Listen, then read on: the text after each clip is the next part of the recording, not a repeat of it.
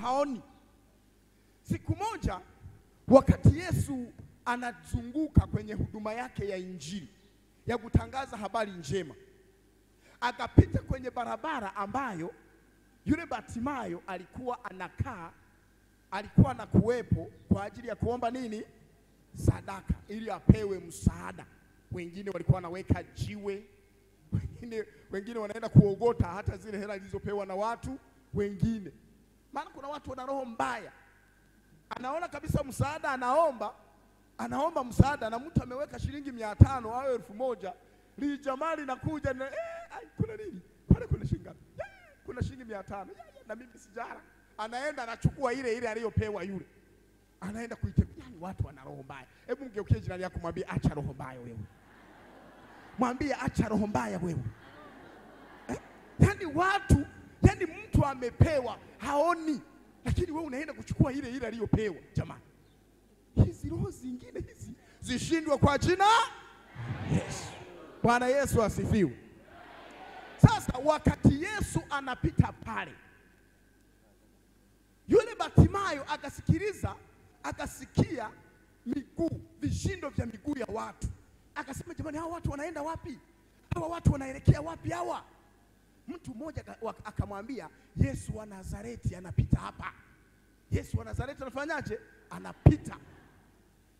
Sasa nilichosikia Yesu wa Nazareti anapita, akisema, Yesu mwana wa Daudi nihurumie. Wanafunzi wa Yesu na baadhi ya watu waliokuwepo kwenye ule mkutano wakaenda wakamfunga mdomo. Nyamaza, tulia, unapiga kelele, nyamaza. Yule Bartimayo hakukubali kunyamaza, akaendelea kupiga kelele, Yesu nisaidie, Yesu. Mara naamuka wanamkalisha. Unajua kuna matatizo makubwa sana katika ulimwengu huu. Ili uweze kuzifikia ndoto zako, lazima utapitia changamoto nyingi. Kuna wengine utakuwa unainuka, wanakuja kukukuru down, wanakushusha. Umeanzisha kakibanda, wanakuja kujikopa, hawalipi. Haina maana kwamba usiendelee kufanya ile kazi. Wale ni sawa na wale wanafunzi wa Yesu. Nani Bartimayo anaita msaada kwa Yesu, wao wanamfunga mdomo na anasimama na jitahidi kusimama, Yesu wanashusha, wewe tu napiga kelele wewe. Lakini yule jamaa hakusikiliza maneno yao, akaendelea kupiga nini? Kumbe Yesu si kwamba alikuwa hamjui, si kwamba Yesu alikuwa hasikii. Alikuwa anataka aone uthubutu wake na haja yake. Kweli hiyo haja anaitaka? Utayari wake wa kuhitaji hicho kitu anachokitaka ni mkubwa au ni mdogo? Anaweza kahofishwa. Baada ya Yesu kuona jinsi anavyosumbuliwa, Yesu akasema, hebu mumwacheni, mumlete hapa, mleteni hapa. Wakampeleka yule Bartimayo. Yesu akamuuliza, wataka nikufanyie nini? Yule Bartimayo alisemaje? Nataka nipate kuona. Yesu akasema, upewe kuona. Pale Bartimayo akawa mzima, akarukaruka, akashangilia, na wale waliokuwa wanamnyamazisha wakashindwa. Haleluya! Bwana Yesu asifiwe. Hata wewe wale wanaokunyamazisha watashindwa kwa jina Yesu. Haleluya! Hebu mchapie Yesu makofi na vigeregere. Sasa naomba nikwambie kitu kimoja. Katika maisha usikubali kunyamazishwa na mtu. Usikubali kuzimishwa na mtu. Focus kwenye lile jambo ambalo liko mbele yako. Unaona kabisa hili swala linakupa furaha unapolifanya, basi baraka zako ziko pale. Ramani yako ya maisha iko pale. Hebu focus hapo. Hata kama kuna watu watasema acha, wewe endelea, wala usiwasikilize wale. Songa mbele. Hebu mgeukie jirani yako mwambie, wewe songa mbele tu.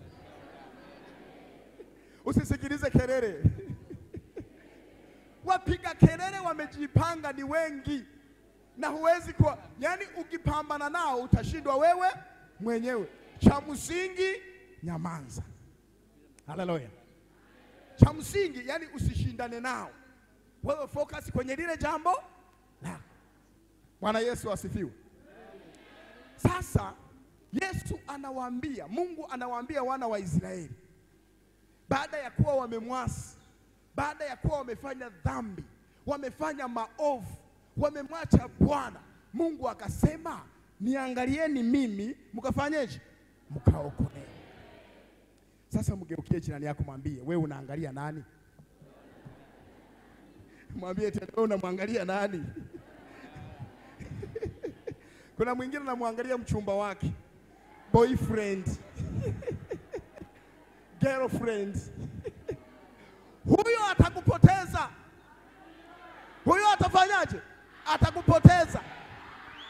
Wewe fikiria, mtu yuko kidato cha kwanza, mtu yuko kidato cha pili, mtu yuko form 4, mtu yuko form 5, form 6, eti ana girlfriend na boyfriend. Atakupoteza. Maana siku ukimuona na binti mwingine au na mwanamume mwingine, utapanguka. Na kile kitendo cha kupanguka maana yake umetoka kwenye ramani. Kuna watu mpaka wanajiua. Yaani kweli amenisaliti. Amenisaliti.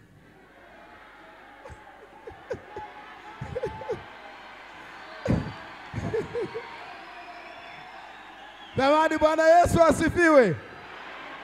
Haleluya. Yaani amenisaliti. Sasa unataka asikusaliti? Ana nyumba ya kukupeleka. Ana nyumba ya kukupeleka. Ana biashara ya kutunza familia yako. Mudiriti kwa jina Yesu. Hebu mchapie Yesu makofi na vigeregere. Haleluya. Nataka nikuambie kitu kimoja. Huu mkutano wa Pasaka ugusaidie. Kitu chochote ambacho hakijengi ubora wa ubadaye wako, jambo ambalo halijengi ubora wa ubadaye wako, lifute, lidiriti, likatae, litakusumbua. Mgeukie jirani yako, mwambie litakusumbua. Mwambie yule atakusumbua.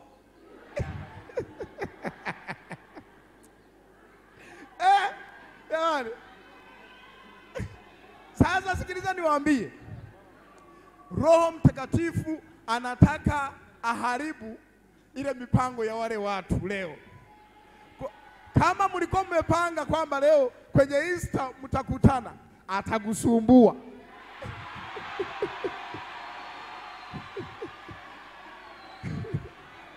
Atakusumbua.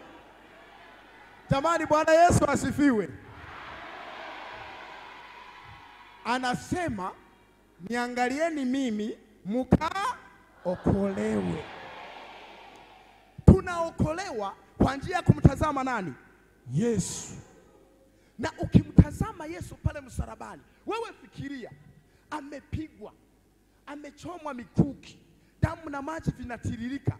Ile damu inayotiririka maana yake ni hiyo damu ambayo inaondoa yale makwazo, ule uficho. Unajua watu wamefichwa. Kuna baadhi ya fursa nyingi zimefichwa mbele yako. Maana ya kumtazama Yesu na kuokolewa, maana yake kuna baadhi ya mambo usipomtazama Mungu na kumwamini Mungu hayawezi kutokea katika maisha yako. Nataka niwaambie ukweli, maana nyinyi sasa ndilo kanisa la leo na kesho, na nyinyi ndio wasomi. Katika ulimwengu huu, ili ufanikiwe, kuna mambo mangapi? Kuna mambo mawili. Kuna njia ya kimungu na kuna njia ya nini? Ya kishetani. Njia ya Mungu ili ufanikiwe ni kumtegemea Mungu peke yake. Lakini njia nyingine ili ufanikiwe duniani na usiende mbinguni ni kutegemea mambo ya ushirikina ili uharibikiwe. Kuna mtu mmoja siku moja akawa ananiambia, anasema Bwana, alizungumza kwa maneno ya Kiha, akasema nu mwana ndosiga, hata kila mtoto nitakayemwacha asifuate njia yangu. Yule jamaa wakati anapambana kutafuta fedha, alikutana na rafiki yake, wakajadiliana kwamba sasa bwana, tunapataje hela? Inatakiwa tuwe na hela, inatakiwa tufanye nini? Wakajadili, wakasema sasa tutatobozaje hapa? Tutatokaje? Wakaamua kwenda kwa mganga wa kienyeji. Walipoenda kwa mganga wa kienyeji, yule mganga wa kienyeji akawatengenezea mambo waliyotaka. Baadaye wakasema huyu mganga anaweza katuumbua baadaye. Anaweza katuumbua ili tujulikane. Wakapanga mbinu za kumuua yule mganga. Na wakafanikiwa. Maana njia ya giza ni njia ya uharibifu. Wakaenda sehemu nyingine, wakawaambia ili muendelee kusitawi au ili muendelee kuboresha mipango yenu, mnatakiwa mzikwe alizini siku ngapi? Siku 4. Yaani tuwafukie, halafu ile minyoo inayotoka kwenye miili yenu wake zenu waikusanye, halafu wachanganye na chakula cha usiku, ili watoto watakapokuwa wanakula na wake zenu, basi ndio utajiri wenu unakuja. Kuna hatari sana hapa duniani. Unajua, unaposikiliza neno la Mungu linasema niangalieni mimi mkaokolewe, lina maana kubwa sana. Maana kuna watu wanapoangalia wanaona giza, wanaona vitu ambavyo havifai, wanaona mambo ambayo hamna kitu. Lakini utakapomwangalia Mungu, Mungu atakufungulia barabara ya mafanikio yako. Hebu mchapie Yesu makofi na vigeregere. Haleluya. Nataka nikwambie jambo moja. Shida, watu huwa hawamwamini Mungu kutoka moyoni. Watu wanatumia kuigiza kwamba ni watumishi wa Mungu, kwamba wanasali lakini hawasali. Wanaigiza ni Wakristo, kumbe sio Wakristo. Wanakuja kusali tu waone ni wamekuja kumwabudu Mungu, kumbe wana mipango yao. Ndio maana watu hawatoki mahali walipo. Ndio maana watu hawaendelei mahali walipo. Ndio maana watu hawasongi mbele. Kwa nini? Kwa sababu wanaigiza kumwamini Mungu. Wanaigiza, wanafanya maigizo. Mgeukie jirani yako, mwambie acha kufanya maigizo kwenye imani. Mwambie acha kufanya maigizo. Neno la Mungu linasema hivi. Haleluya. Nasikia upako. Hebu mtapie Yesu makofi na vigelegele. Haleluya. Haleluya. Bwana Yesu asifiwe. Bwana Yesu asifiwe. Kwa kupigwa kwake sisi, kwa kupigwa kwake sisi, yani Yesu ambapo ametutoa. Oh, hallelujah. Yani ametutoa mbali sana. Kwa kupigwa kwake sisi tumefanyaje? Tumepona. Sasa mwambie jirani yako, ni kweli na wewe umepona?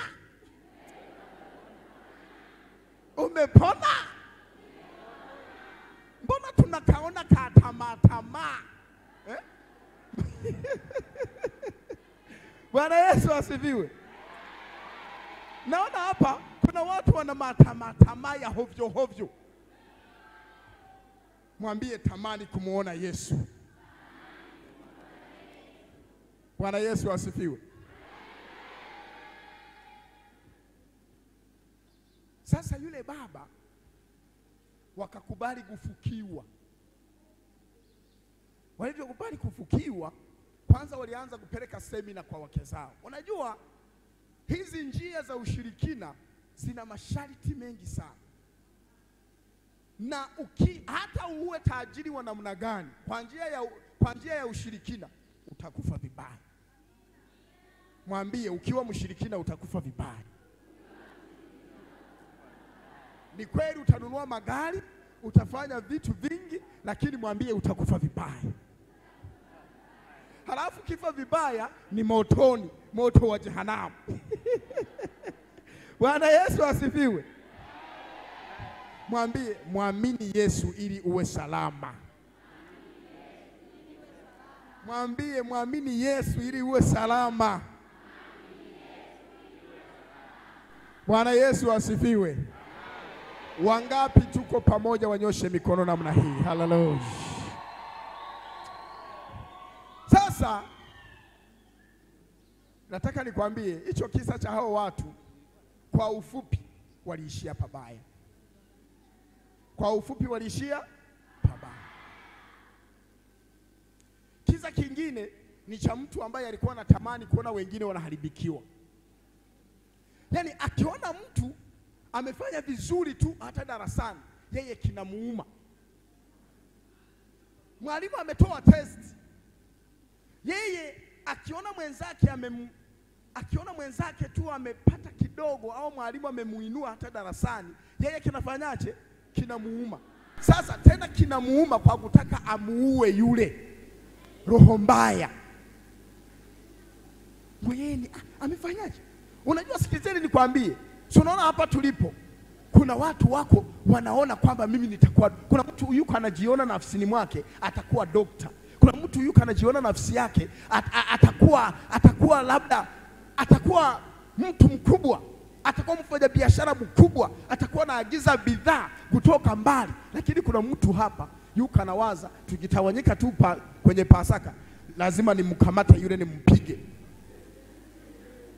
Yaani kuna mtu yuko anaona ubaya badala ya kuona mambo makubwa yaliyoko mbele ya. Kwa nini? Amefungwa.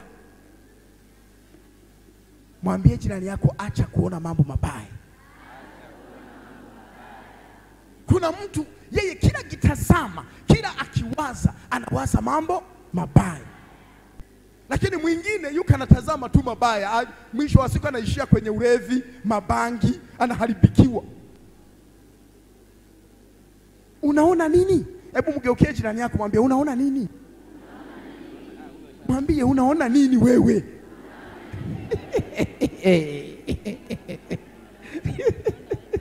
Haleluya. Unaona nini? Bwana Yesu asifiwe. Kuna watu wako hapa ila wanaona magorofa. Anaona yuko anajenga gorofa. Na ni kweli. Anaona yuko anajenga nyumba nzuri. Hebu mchapie Yesu makofi na vigeregere. Haleluya. Sikiliza nikwambie. Nimewaambia yote kwa Mungu yanafanyaje? Yote kwa Mungu yanafanyaje? Yanawezekana. Ila yanawezekana kwa yule ambaye ana focus kwenye ule mpango unaomjengea ubora wa baadaye wake. Yule ambaye hayumbi yumbi. Yule ambaye anaenda kwenye utaratibu wa neno la Mungu. Bwana Yesu asifiwe. Bwana Yesu asifiwe. Jamani, muda umeisha.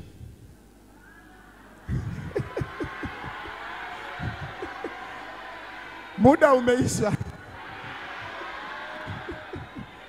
Wangapi wanataka tuendelee? Wanyoshe mikono. Yeah! Naomba tusimame.